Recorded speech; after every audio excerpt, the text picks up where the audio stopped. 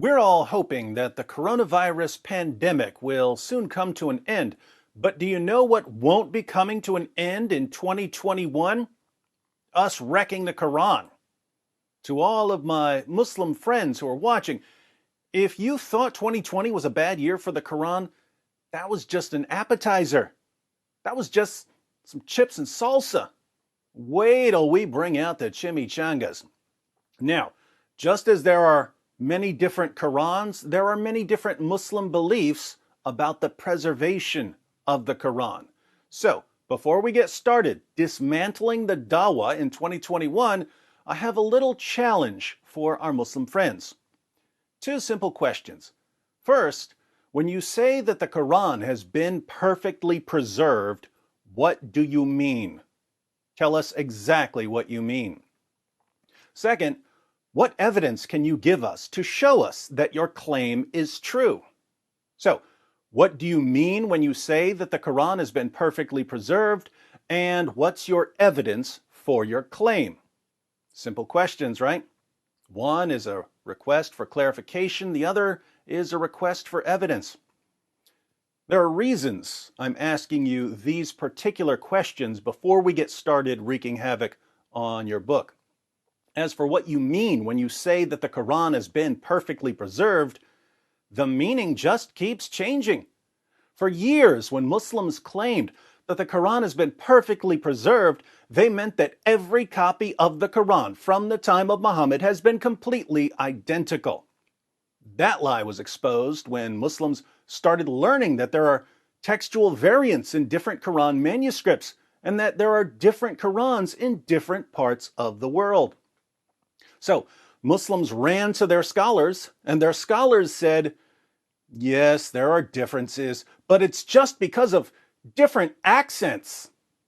Then that lie was exposed when Muslims found out that the words have completely different meanings.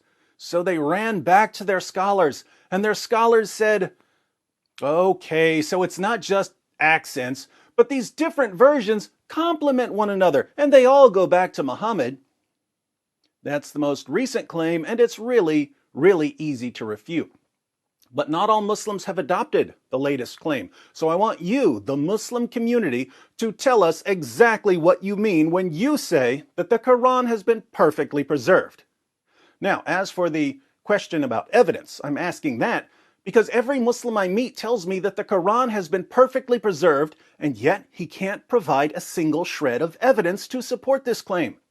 A little gentle questioning always reveals that the Muslim himself has never been given any evidence to support this claim. Instead, he's just been told all his life that the Quran has been perfectly preserved, and he believed what his leaders told him without ever bothering to do the slightest bit of research. What happens when we do a little research?